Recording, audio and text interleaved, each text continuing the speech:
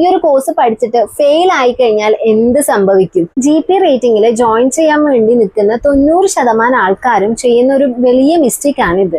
Entrance exam, interview, final exam ഈ കാര്യങ്ങളൊന്നും clear ആയിട്ട് അറിയാതെ ഈ GP റേറ്റിംഗിന് വേണ്ടിയിട്ട് ജോയിൻ ചെയ്യും. പിന്നീട് അങ്ങോട്ട് എന്ത് സംഭവിക്കുന്നു? ശരിക്കും കോഴ്സ് കംപ്ലീറ്റ് ചെയ്യാൻ പറ്റാതെ, ഈ കോഴ്സ് കംപ്ലീറ്റ് ചെയ്ത് കഴിഞ്ഞാൽ പ്ലേസ്മെന്റ് കിട്ടാതെ ഷിപ്പിൽ ജോലി കിട്ടാത്ത ഒരു അവസ്ഥ ഉണ്ടാവുന്നു. സോ GP റേറ്റിംഗ് ജോയിൻ ചെയ്യാൻ നിൽക്കുന്നവരാണെങ്കിൽ പേടിക്കേണ്ട ഒരു ആവശ്യവുമില്ല. ഇന്നത്തെ വീഡിയോയിൽ GP റേറ്റിംഗിന്റെ A to Z കാര്യങ്ങൾ ഞാൻ ക്ലിയർ ആയിട്ട് പറഞ്ഞുതരാം. എൻട്രൻസ് എക്സാം എങ്ങനെയാണ്, ഇന്റർവ്യൂ എങ്ങനെയാണ്, ഇനി അഥവാ ഫെയിൽ ആയി കഴിഞ്ഞാൽ എന്താണ് ചെയ്യേണ്ടത്, പ്ലേസ്മെന്റിനെ കുറിച്ചിട്ടുള്ള റിയൽ കാര്യങ്ങള് ഇതൊക്കെ ഇന്നത്തെ വീഡിയോയിൽ നമ്മൾ ഇൻക്ലൂഡ് ചെയ്യുന്നുണ്ട്. സോ വീഡിയോ സ്കിപ്പ് ചെയ്യാതെ ലാസ്റ്റ് വരെ കാണാൻ വേണ്ടിയിട്ട് ശ്രദ്ധിക്കണേ. എന്താണ് GP റേറ്റിംഗ്? ഈ ഒരു GP റേറ്റിംഗിനെ കുറിച്ചിട്ട് ഞാൻ 1-2 വീഡിയോസ് ഓൾറെഡി ചെയ്തിട്ടുണ്ട്. അപ്പം ജസ്റ്റ് എന്താണ് സിമ്പിൾ ആയിട്ട് പറയാം GP റേറ്റിംഗിനെ കുറിച്ചിട്ട്. GP റേറ്റിംഗ് എന്ന് പറഞ്ഞാൽ ജനറൽ പർപ്പസ് റേറ്റിംഗ്. ഷിപ്പില്, ഡെക്ക് സൈഡില്, അതുപോലെ എഞ്ചിൻ സൈഡിലെ ബേസിക് ലെവൽ ക്രൂ ആയിട്ട് വർക്ക് ചെയ്യാൻ സാധിക്കുന്ന ഒരു കോഴ്സാണ് GP റേറ്റിംഗ് എന്ന് പറയുന്നത്. അതായത് ഡെക്ക് സൈഡിലാണെങ്കിൽ പെയിന്റിംഗ്, നാവിഗേഷൻ ഹെൽപ്പ്, മെയിൻ്റെനൻസ് ഇത്തരം കാര്യങ്ങളൊക്കെ GP റേറ്റിംഗ് പഠിച്ചിട്ട് ജോലിക്ക് കയറുന്ന ക്രൂസ് ചെയ്യാണ്ടി വരും. എഞ്ചിൻ സൈഡിലാണെങ്കിൽ മെഷീനറി സപ്പോർട്ട് കാര്യങ്ങളൊക്കെ ആയിരിക്കും ഇവർ ചെയ്യേണ്ടത്. പിന്നെ എന്തൊക്കെയാണെന്നുള്ള ഡീറ്റെയിൽഡ് ആയിട്ടുള്ള വീഡിയോ ഞാൻ ഓൾറെഡി ചെയ്തത് കൊണ്ടാണ് കൂടുതലായിട്ടും എക്സ്പ്ലെയിൻ ചെയ്യാത്തത്. ആ ഒരു വീഡിയോ കാണാത്തവരാണെങ്കിൽ ഞാൻ ലിങ്ക് ഡിസ്ക്രിപ്ഷൻ ബോക്സിൽ കൊടുക്കാം. ജസ്റ്റ് ആ വീഡിയോ ഒന്ന് കണ്ടു നോക്കണേ. ഈ ഒരു കോഴ്സിന്റെ ഡ്യൂറേഷൻ വരുന്നത് 6 മാസമാണ്. ഈ ഒരു 6 മാസത്തെ കോഴ്സ് കംപ്ലീറ്റ് ചെയ്തതിനു ശേഷം പ്ലേസ്മെന്റ് ഉള്ള കോളേജിൽ, നല്ല ഇൻസ്റ്റിറ്റ്യൂട്ടിലൊക്കെയാണ് പഠിച്ചതെങ്കിൽ പ്ലേസ്മെന്റ് വഴി നിങ്ങൾക്ക് ഷിപ്പിൽ ജോലിക്ക് കയറാവുന്നതാണ്. അല്ലെങ്കിൽ നിങ്ങൾ സ്വന്തമായിട്ട് കമ്പനിയൊക്കെ കണ്ടുപിടിച്ച് ഇന്റർവ്യൂ ഒക്കെ അറ്റൻഡ് ചെയ്ത് നിങ്ങൾ ജോലിക്ക് കയറാൻ സാധിക്കുന്നതായിരിക്കും. ഈ ഒരു വീഡിയോ ഞാൻ ചെയ്യാനുള്ള മെയിൻ ആയിട്ടുള്ള റീസൺ എന്ന് വെച്ച് കഴിഞ്ഞാൽ ഈ കാര്യങ്ങളൊക്കെ ഇപ്പൊ ഞാൻ ഇന്ന് വീഡിയോയിൽ ഉൾക്കൊള്ളിക്കാൻ പോകുന്ന കാര്യങ്ങളൊക്കെ പറഞ്ഞിട്ട് ഈ ഒരു കമന്റ് വന്നിട്ടുണ്ടായിരുന്നു. അപ്പം അതുകൊണ്ടാണ് സിനാനാണെന്ന് തോന്നുന്നു കമന്റ് അയച്ചിട്ടുള്ളത്. അപ്പൊ ആൾക്ക് വേണ്ടിയിട്ടെന്നല്ല, ആൾ പറഞ്ഞത് കൊണ്ടാണ് ഞാൻ ഈ ഒരു വീഡിയോ ചെയ്യുന്നത്. സോ ഇതിനെക്കുറിച്ച് അറിയാൻ താല്പര്യമുള്ള മറ്റു കുട്ടികൾക്ക് കൂടി ഇത് ഉപകാരമായിരിക്കും. അപ്പോൾ ആൾ ചോദിച്ചിട്ടുള്ള അടുത്ത ക്വസ്റ്റ്യൻ എന്താണെന്ന് വെച്ച് കഴിഞ്ഞാൽ GP റേറ്റിംഗ് പഠിക്കാൻ വേണ്ടിയിട്ട് എൻട്രൻസ് എക്സാം ഉണ്ടോ എന്നുള്ളത്. അപ്പോൾ IMU CET പോലെയുള്ള എക്സാം നിങ്ങൾ അറ്റൻഡ് ചെയ്യേണ്ട ആവശ്യമില്ല. അതായത് GP റേറ്റിംഗ് പഠിക്കാൻ വേണ്ടിയിട്ട് IMU CET കണക്കെയുള്ള ടഫ് ആയിട്ടുള്ള ഒരു എക്സാം ഉണ്ടാവില്ല.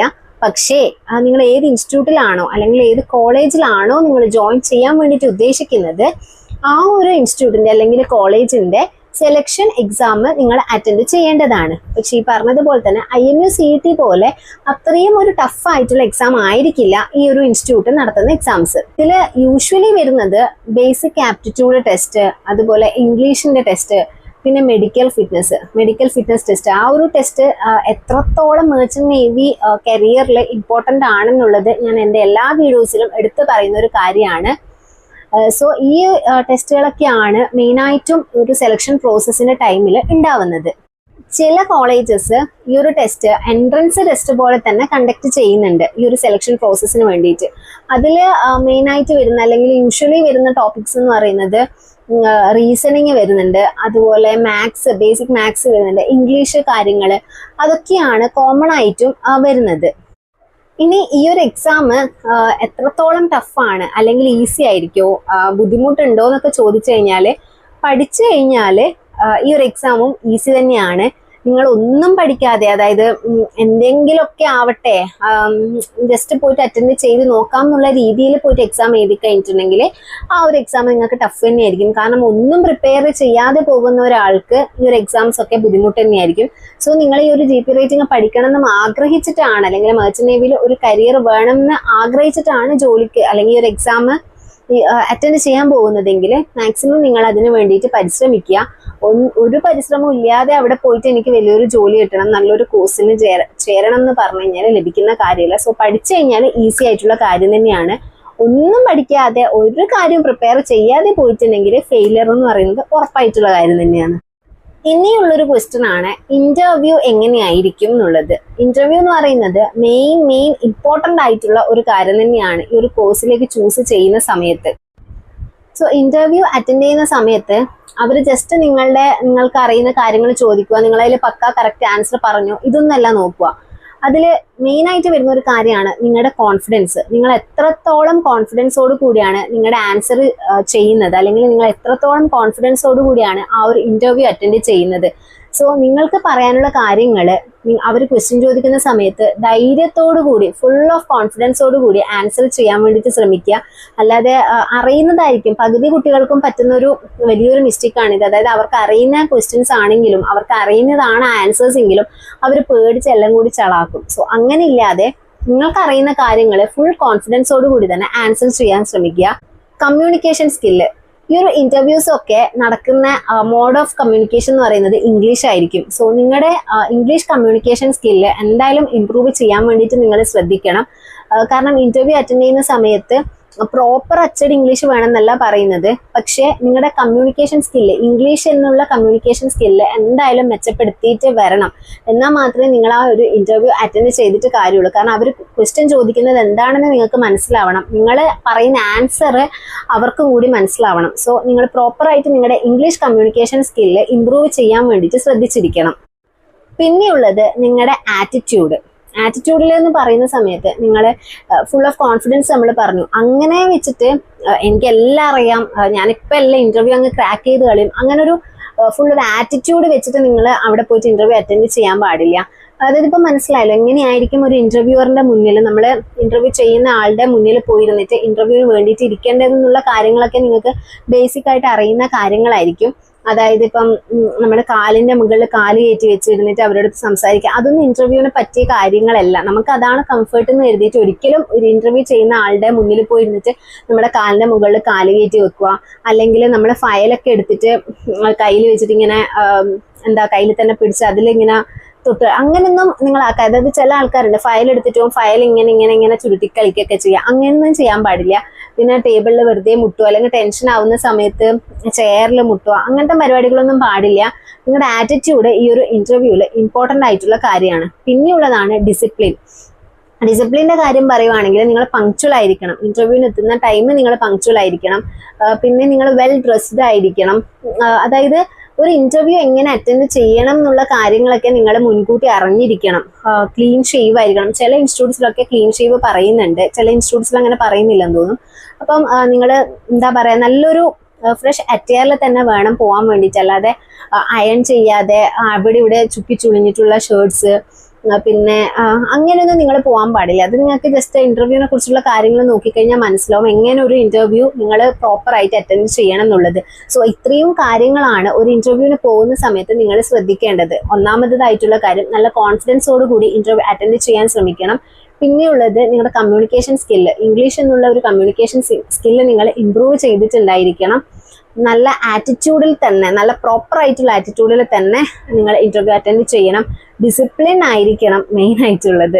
പിന്നെ ഇന്റർവ്യൂവിൽ എന്തൊക്കെ ക്വസ്റ്റ്യൻസ് ആണ് ചോദിക്കാൻ സാധ്യതയുള്ളത്, അതിപ്പം ഓരോ ഇന്റർവ്യൂ ചെയ്യുന്ന ആളെയും ബേസ് ചെയ്തിരിക്കും, അല്ലെങ്കിൽ അവരെ ഡിപ്പെൻഡ് ചെയ്തിരിക്കും എന്തൊക്കെ ക്വസ്റ്റ്യൻസ് ചോദിക്കുന്നുള്ളത്. സോ അതിപ്പോ ഇന്ന ചോദ്യം മാത്രമാണ് ചോദിക്കുക, അല്ലെങ്കിൽ ഇന്ന ചോദ്യമേ ചോദിക്കൂ എന്നുള്ളത് എനിക്ക് തരാൻ പറ്റില്ല. സോ കോമൺ ആയിട്ട് വരുന്ന കുറച്ച് ക്വസ്റ്റ്യൻസ് പറയാം. ഒന്നാമത്തേതെന്ന് പറഞ്ഞാൽ, എന്തുകൊണ്ടാണ് നിങ്ങൾ ഈ ഒരു മെർച്ചന്റ് നേവി നിങ്ങളുടെ കരിയർ ആയിട്ട് ചൂസ് ചെയ്യണം എന്ന് ആഗ്രഹിക്കുന്നത് എന്നുള്ളൊരു ക്വസ്റ്റ്യൻ യൂഷ്വലി കോമൺലി ചോദിക്കുന്ന ഒന്നാണ്. സോ നിങ്ങൾക്ക് എന്തുകൊണ്ടാണ് ഈ ഒരു മെർച്ചന്റ് നേവി ഫീൽഡ് നിങ്ങൾ ചൂസ് ചെയ്യുന്നത്, എന്തുകൊണ്ടാണ് അത് നിങ്ങളുടെ ഒരു കരിയർ ആയിട്ട് നിങ്ങൾക്ക് ചൂസ് ചെയ്യുന്നത് എന്നുള്ള കാര്യങ്ങൾ വ്യക്തമായിട്ട് ഇവിടെ പറയണം. പിന്നെ മെർച്ചന്റ് നേവിയിൽ ഇത്രയും കോഴ്സസ് വരുന്നുണ്ട്, ഇത്രയും കോഴ്സസിൽ നിങ്ങൾ എന്തുകൊണ്ടാണ് GP റേറ്റിംഗ് എന്നുള്ളൊരു കോഴ്സ് പഠിക്കാൻ ഇടയായത്, അപ്പോൾ അതിനുള്ള ആൻസർ നിങ്ങൾ പറയാം. നിങ്ങൾക്ക് എന്തുകൊണ്ടാണ് GP റേറ്റിംഗ് പഠിക്കാൻ ഇഷ്ടപ്പെട്ടത്, അല്ലെങ്കിൽ നിങ്ങൾ എന്തുകൊണ്ടാണ് GP റേറ്റിംഗ് ചൂസ് ചെയ്യുന്നത് എന്നുള്ളത് നിങ്ങൾ കറക്റ്റായിട്ട് അവിടെ ആൻസർ ചെയ്യാം. പിന്നെ നിങ്ങൾ സീ ലൈഫിന് റെഡി ആണോ, സീ ലൈഫ് എന്തൊക്കെയാണെന്നുള്ള കാര്യങ്ങളൊക്കെ നിങ്ങളപ്പോൾ അറിഞ്ഞിരിക്കണം. സീ ലൈഫിലേക്ക് പോയി കഴിഞ്ഞാൽ എന്തൊക്കെയാണ്, 9 month മേ ബി അതിൽ കൂടുതൽ കോൺട്രാക്റ്റ് ഒക്കെ ഉണ്ടാവാം. അപ്പോൾ ആ കാര്യങ്ങളൊക്കെ നിങ്ങൾ അറിഞ്ഞിരിക്കണം. സോ അവർ ചോദിക്കും നിങ്ങൾ സീ ലൈഫിലേക്ക് പോകാൻ വേണ്ടിയിട്ട് ഓക്കെ ആണോ എന്നുള്ളതൊക്കെ ചോദിക്കും. അതൊക്കെ നിങ്ങൾ കറക്റ്റായിട്ട് അതിന് ആൻസർ പറയണം. പിന്നെ ഫാമിലി സപ്പോർട്ട് ഉണ്ടോ എന്നുള്ളൊരു ക്വസ്റ്റ്യൻ ചോദിക്കും. കാരണം ഫാമിലിയുടെ സപ്പോർട്ട് ഉണ്ടെങ്കിൽ മാത്രമല്ലേ പഠിക്കാൻ സാധിക്കൂ, നമുക്ക് വെറുതെ ഇരുന്ന് അങ്ങ് പഠിക്കാൻ പറ്റില്ലല്ലോ. സോ ഫാമിലി സപ്പോർട്ട് ഉണ്ടോ എന്നുള്ളൊരു ക്വസ്റ്റ്യൻ ചോദിക്കും. അതിന് എന്താണ് നിങ്ങൾക്ക് ആൻസർ പറയാനുള്ളത്, അത് ആൻസർ ചെയ്യുക. ഇതൊക്കെയാണ് കുറച്ച് കോമൺ ആയിട്ട് വരുന്ന ക്വസ്റ്റ്യൻസ്. ഇത് മാത്രമാണ് വരിക, അല്ലെങ്കിൽ ഇത് എന്തായാലും വരും എന്നൊന്നും എനിക്ക് പറയാൻ പറ്റില്ല. കോമൺ ആയിട്ട് വരുന്ന കുറച്ച് ക്വസ്റ്റ്യൻസ് ഞാൻ പറഞ്ഞു എന്ന് മാത്രമേ ഉള്ളൂ.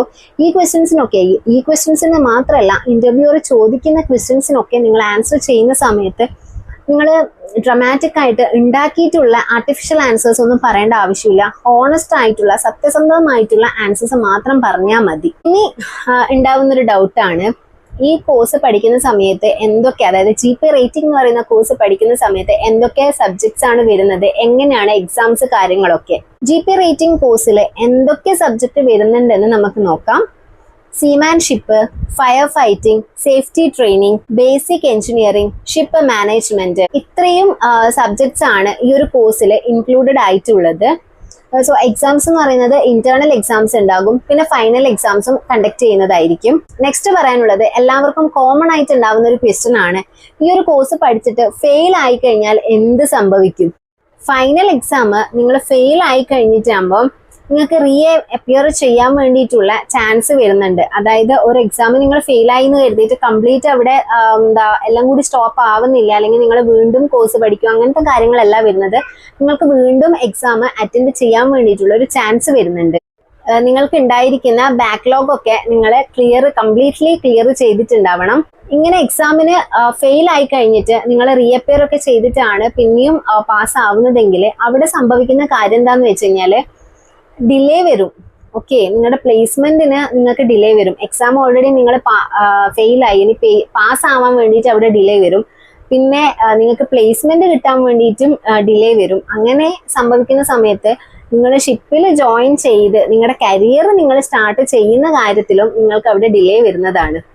ഇവിടെ ശ്രദ്ധിക്കേണ്ട കാര്യം എന്ന് വെച്ചാൽ, നിങ്ങൾ ഫൈനൽ എക്സാം ഫെയിൽ ആയി എന്ന് കരുതിയിട്ട് നിങ്ങളുടെ ലൈഫ് അവിടെ തീരുമൊന്നും ചെയ്യുന്നില്ല. നിങ്ങൾക്ക് ഇനിയും ചാൻസസ് വരുന്നുണ്ട്. ആ ഒരു ചാൻസിൽ നിങ്ങൾക്ക് എക്സാം എഴുതി എടുക്കാവുന്നതേ ഉള്ളൂ. പക്ഷേ സംഭവിക്കുന്ന കാര്യം എന്താണ്, അവിടെ ടൈം വേസ്റ്റ് ആവുന്നുണ്ട്. നിങ്ങൾ ഫസ്റ്റ് അറ്റംപ്റ്റിൽ തന്നെ പാസ്സായി, പ്ലേസ്മെന്റ് കിട്ടി, ഷിപ്പിൽ ജോലിക്ക് കയറി, നിങ്ങളുടെ കരിയർ സ്റ്റാർട്ട് ചെയ്യുന്നു.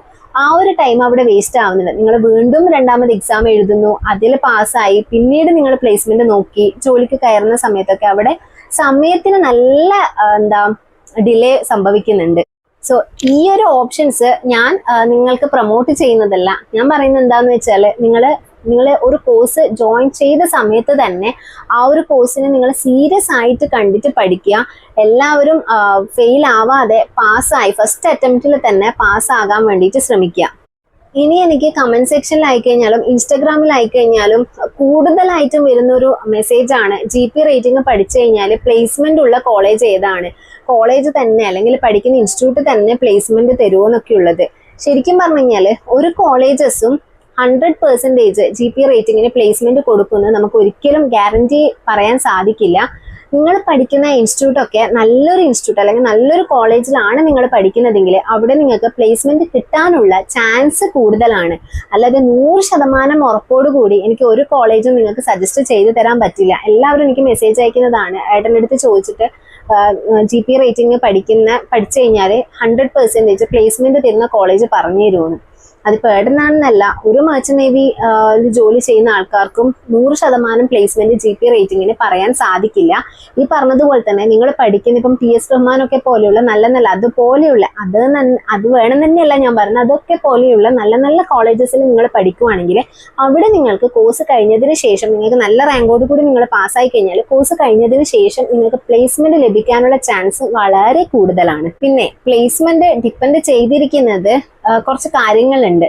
അതായത് നിങ്ങളുടെ പെർഫോമൻസ്, നിങ്ങളുടെ ഡിസിപ്ലിൻ, കമ്മ്യൂണിക്കേഷൻ, ഇതിനെയൊക്കെ ഡിപ്പെൻഡ് ചെയ്തിട്ടാണ് നിങ്ങൾക്ക് ഒരു കമ്പനിയിൽ പ്ലേസ്ഡ് ആവുന്നത്, അതൊക്കെ തീരുമാനിക്കുന്നത്. ചില കേസസിൽ കോളേജ് തന്നെ നിങ്ങൾക്ക് പ്ലേസ്മെന്റിന് ഹെൽപ്പ് ചെയ്യുന്നതായിരിക്കും. അല്ലാത്ത പക്ഷം നിങ്ങൾ തന്നെ ഓരോ കമ്പനീസിൽ അപ്ലൈ ചെയ്തിട്ടൊക്കെ ജോലിക്ക് വേണ്ടിയിട്ട് ശ്രമിക്കേണ്ടതാണ്. സോ പഠിച്ചു കഴിഞ്ഞ് ഈ ഒരു കോഴ്സിന്റെ സർട്ടിഫിക്കറ്റ് മാത്രം കയ്യിലുണ്ടെങ്കിൽ നിങ്ങൾക്ക് ജോലി ലഭിക്കുന്നതല്ല, അതിന്റെ കൂടെ നിങ്ങൾക്ക് ഈ ഒരു ജോലി ചെയ്യാൻ വേണ്ടിയിട്ടുള്ള സ്കില്ല് കൂടി ഉണ്ടായിരിക്കണം. ഇനി നിങ്ങൾ GP റേറ്റിംഗ് പഠിക്കാൻ തീരുമാനിച്ചവരാണെങ്കിൽ GP റേറ്റിംഗ് എന്ന് പറയുന്ന കോഴ്സ് പഠിക്കാൻ നോക്കുന്നതിന് മുന്നേ ശ്രദ്ധിക്കേണ്ട കുറച്ച് കാര്യങ്ങളുണ്ട്. നിങ്ങൾ നല്ലൊരു കോളേജ് ഈ ഒരു GP റേറ്റിംഗ് കോഴ്സ് പഠിക്കാൻ വേണ്ടിയിട്ട് ചൂസ് ചെയ്യണം. നല്ല കോളേജ് എന്ന് പറയുന്ന സമയത്ത് പ്ലേസ്മെന്റ് റെക്കോർഡുള്ള, പ്ലേസ്മെന്റ് ഒക്കെ അത്യാവശ്യം തരുന്ന കോളേജസ് നോക്കിയിട്ട് തന്നെ പഠിക്കാൻ വേണ്ടിയിട്ട് ശ്രമിക്കുക. കാരണം എന്നാൽ മാത്രമേ നിങ്ങൾക്ക് പഠിച്ചു കഴിഞ്ഞ് നിങ്ങളെ ഈ ഒരു കോഴ്സ് കഴിഞ്ഞ് സർട്ടിഫിക്കറ്റ് ഒക്കെ ലഭിക്കുന്നതോട് കൂടെ തന്നെ നിങ്ങൾക്ക് ഷിപ്പിൽ പ്ലേസ്ഡ് ആവാൻ കൂടി സാധിക്കും. സോ ഫീസ് കുറവാണ്, വളരെ തുച്ഛമായ ഫീസിൽ ഏതെങ്കിലും കുഞ്ഞു കോളേജസിലൊക്കെ അല്ലെങ്കിൽ ഇൻസ്റ്റിറ്റ്യൂട്ടിലൊക്കെ പോയിട്ട് പഠിച്ചു കഴിഞ്ഞാൽ ആ സമയം നിങ്ങൾ പഠിച്ചു കഴിഞ്ഞാൽ നിങ്ങൾ തന്നെ കമ്പനീസിനൊക്കെ അപ്ലൈ ചെയ്തിട്ട് ജോലിക്ക് കയറേണ്ടി വരും. അതിന് പകരം നിങ്ങൾ നല്ലൊരു കോളേജ്, നല്ലൊരു ഇൻസ്റ്റിറ്റ്യൂട്ട് നോക്കിയിട്ട് പഠിക്കാൻ ശ്രമിക്കുകയാണെങ്കിൽ ഈ ഒരു കോഴ്സ് കംപ്ലീറ്റ് ആയതിനു ശേഷം നിങ്ങൾക്ക് പ്ലേസ്മെന്റ് വഴി ജോലിക്ക് കയറാൻ സാധിക്കുന്നതാണ്. പിന്നെ സ്കാംസ് കഴിയുന്നതും അവോയ്ഡ് ചെയ്യുക. അതായത് പല സ്കാംസും വരും. ഇത്ര പണം തന്നാൽ മതി, നിങ്ങൾക്ക് ഈ ഒരു കോളേജസിൽ സീറ്റ് ആക്കി തരാം, ഇത്ര രൂപ തന്നു കഴിഞ്ഞാൽ ജോലിയോടുകൂടി നിങ്ങൾക്ക് പഠിക്കാം, അങ്ങനെ പറഞ്ഞു വരുന്ന ആൾക്കാരെല്ലാം നിങ്ങൾ കംപ്ലീറ്റ്ലി അങ്ങ് അവോയ്ഡ് ചെയ്തേക്ക്. നിങ്ങൾ സെർച്ച് ചെയ്ത് നോക്കിക്കഴിഞ്ഞാൽ നല്ല പ്ലേസ്മെന്റ് ഹിസ്റ്ററീസ് ഒക്കെയുള്ള കോളേജ് നിങ്ങൾക്ക് കാണാൻ സാധിക്കുന്നതായിരിക്കും. അവരുടെ ഒഫീഷ്യൽ വെബ്സൈറ്റിൽ കയറിയിട്ട് നിങ്ങൾക്ക് ജോയിൻ ചെയ്യാവുന്നതാണ്. അല്ലാതെ മറ്റൊരു ഏജൻസിനെയോ കാര്യങ്ങളെയോ ഒന്നും ഇതിന് നിങ്ങൾ കൂട്ടുപിടിക്കേണ്ട ആവശ്യമില്ല. പിന്നെ വരുന്നത് ഏറ്റവും ഇമ്പോർട്ടന്റ് ആയിട്ടുള്ള കാര്യം തന്നെയാണ് മെഡിക്കൽ ഫിറ്റ്നസ്. എൻ്റെ വീഡിയോസ് സ്ഥിരം കാണുന്നവർക്കാണെങ്കിൽ അവർ കേട്ട് തഹമ്പിച്ചൊരു വാക്കായിരിക്കും മെഡിക്കൽ ഫിറ്റ്നസ് എന്നുള്ളത്. കാരണം ഇതെന്തുകൊണ്ടാണ് ഞാൻ എൻ്റെ എല്ലാ വീഡിയോസിലും എടുത്ത് പറയുന്നതെന്ന് വെച്ച് കഴിഞ്ഞാൽ, നിങ്ങളൊരു കോഴ്സ് ജോയിൻ ചെയ്യാൻ പോകുന്നതിന് മുന്നേ തന്നെ നിങ്ങളൊരു ഡി ജെ ഷിപ്പിംഗ് അപ്രൂവ്ഡ് ആയിട്ടുള്ള ഡോക്ടറുടെ കീഴിൽ നിന്ന് മെഡിക്കൽ എടുക്കുന്നതായിരിക്കും എന്തുകൊണ്ടും നല്ലത്. അങ്ങനെയാണെങ്കിൽ നിങ്ങൾക്ക് എന്തെങ്കിലും ഡിഫക്റ്റ് അല്ലെങ്കിൽ എന്തെങ്കിലും ഒരു മെഡിക്കലിൽ അൺഫിറ്റ് ആയിട്ടുള്ള കാര്യം ഉണ്ടെങ്കിൽ അത് അതിൽ മനസ്സിലാവും. അല്ലാതെ നിങ്ങൾ ഈ പൈസ മുടക്കി നിങ്ങളുടെ മാസങ്ങളും വർഷങ്ങളും കളഞ്ഞ് ഒരു കോഴ്സ് പഠിച്ചു കഴിഞ്ഞിട്ട് പിന്നെ ഷിപ്പിൽ കയറാൻ പോകുന്ന സമയത്താണ് നിങ്ങൾ മെഡിക്കലി അൺഫിറ്റ് ആണെന്ന് അറിഞ്ഞു കഴിഞ്ഞാൽ ഒന്ന് ആലോചിച്ച് നോക്കിയാട്ടെ. നിങ്ങൾ പഠിക്കാൻ കൊടുക്കുന്ന സമയവും നഷ്ടമാവും, അതുപോലെ ക്യാഷും വേസ്റ്റ് ആവും. സോ അതിന് പകരം നിങ്ങളൊരു കോഴ്സ് ചൂസ് ചെയ്ത് ആ ഒരു കോഴ്സ് പഠിക്കാൻ സ്റ്റാർട്ട് ചെയ്യുന്നതിന് മുന്നേ തന്നെ മെഡിക്കൽ ഫിറ്റ്നസ് ടെസ്റ്റ് എടുത്തിരിക്കണം. പിന്നെ നിങ്ങളുടെ ഇംഗ്ലീഷ് നിങ്ങൾ കഴിയുന്നതും ഇംപ്രൂവ് ചെയ്യണം. കാരണം ഈ ഒരു കോഴ്സ് പഠിക്കാൻ സ്റ്റാർട്ട് ചെയ്യുന്നത് സമയം തൊട്ടിട്ട്, അതായത് ബേസിക് ഇന്റർവ്യൂ തൊട്ടിട്ട് അങ്ങോട്ടേക്ക് നിങ്ങൾക്ക് ഇംഗ്ലീഷ് എന്ന് പറയുന്നത് നിങ്ങളുടെ മോഡ് ഓഫ് കമ്മ്യൂണിക്കേഷൻ തന്നെയാണ്. കാരണം എല്ലാവർക്കും അറിയുന്ന ഒരു ലാംഗ്വേജ് എന്ന് പറയുന്നത് ഇംഗ്ലീഷ് ആയിരിക്കും. സോ അവിടെ ക്ലാസ്സസും കാര്യങ്ങളും എക്സാംസും ഒക്കെ നടക്കുന്നത് ഇംഗ്ലീഷിൽ തന്നെയാണ്. സോ നിങ്ങളുടെ ഇംഗ്ലീഷ് നിങ്ങൾ മാക്സിമം ഇംപ്രൂവ് ചെയ്തിരിക്കണം. സോ ഈ പറയുന്നതിലൊന്നും നിങ്ങൾക്ക് ഷോർട്ട് കട്ട് ഇല്ല. നിങ്ങളുടെ ഹാർഡ് വർക്ക് തന്നെയാണ് നിങ്ങൾക്ക് മെയിൻ ഔട്ട്കം തരുന്നത്. സോ സക്സസ് ആഗ്രഹിക്കുന്നവരാണെങ്കിൽ ഷോർട്ട് കട്ടിലൂടെ ഒന്നും പോവാതെ ഹാർഡ് വർക്കിലൂടെ തന്നെ മെർച്ചന്റ് നേവി എന്ന് പറയുന്ന ഒരു കരിയറിലേക്ക് എത്തിപ്പെടാൻ വേണ്ടിയിട്ട് ശ്രദ്ധിക്കുക. സോ ഈ ഒരു കമന്റ് ചോദിച്ച ആൾക്കും അതുപോലെ ഇത്രയും ക്വസ്റ്റ്യൻസ് മനസ്സിൽ കൊണ്ട് നടന്നിട്ട് ഡൗട്ടായിട്ടുള്ളവർക്കും ഈ ഒരു വീഡിയോ യൂസ്ഫുൾ ആയി എന്ന് കരുതുന്നു. സോ ഇതുപോലെ മെർച്ചന്റ് നേവി റിലേറ്റഡ് ആയിട്ടുള്ള കാര്യങ്ങളെ കുറിച്ചിട്ട് കൂടുതൽ അറിയാൻ താല്പര്യമുള്ളവരാണെങ്കിൽ ജസ്റ്റ് ചാനൽ ഒന്ന് സബ്സ്ക്രൈബ് ചെയ്തേക്ക്. അപ്പോൾ നിങ്ങൾക്ക് കൂടുതൽ മെർച്ചന്റ് നേവി കാര്യങ്ങൾ വീഡിയോസിലൂടെ അറിയാൻ സാധിക്കുന്നതായിരിക്കും. ഇനി നിങ്ങൾക്ക് ഈ പറഞ്ഞതിൽ എന്തെങ്കിലും ഡൗട്ട് വരുന്നുണ്ടെങ്കിൽ ഒരു മടിയും വിചാരിക്കേണ്ട, കമന്റ് സെക്ഷനിൽ ചോദിക്കാം, അല്ലെങ്കിൽ ഇൻസ്റ്റാഗ്രാം ID മെൻഷൻ ചെയ്യാം, അതിൽ മെസ്സേജ് അയച്ച് ചോദിക്കാവുന്നതാണ്. ഇനി വേറെ ഏതെങ്കിലും മെർച്ചന്റ് നേവി റിലേറ്റഡ് ടോപ്പിക്കിനെ കുറിച്ചിട്ട് അറിയാൻ താല്പര്യമുള്ളവരാണെങ്കിൽ അതും നിങ്ങൾക്ക് കമന്റ് സെക്ഷനിൽ ചോദിക്കാം. ഞാൻ ഇതുപോലെ വീഡിയോ ചെയ്യാം. സോ അടുത്തൊരു വീഡിയോ ആയിട്ട് വരുന്നത് വരെ ബൈ, താങ്ക് യു.